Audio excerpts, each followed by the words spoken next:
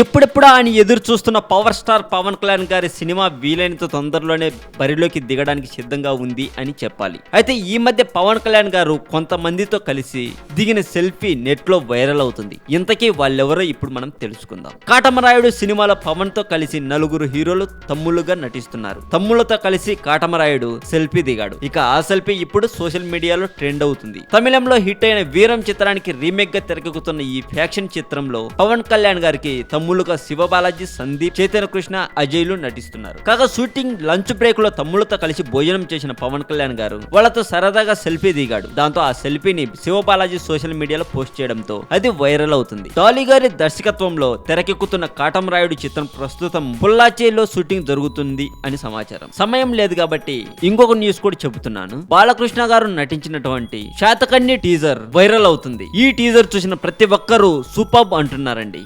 మరింత టాలీవుడ్ సమాచారం కోసం సబ్స్క్రైబ్ చేయండి టాలీవుడ్ సెంటర్.